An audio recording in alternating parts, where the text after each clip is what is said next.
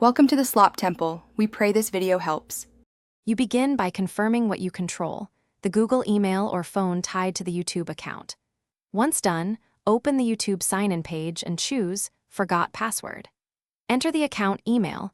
Make sure to use the recovery phone or email when prompted. You may be asked for the date you created the account. Provide the best estimate.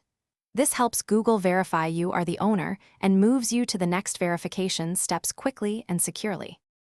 Next, follow the verification choices presented. Receive an SMS code, access your recovery email, or open your Authenticator app.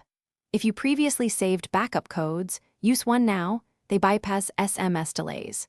You can also confirm from a device where you are still signed in. That speeds verification. Meanwhile, check your password manager or browser saved passwords for the account. Once you pass one of these checks, Google will allow you to reset the password and regain access.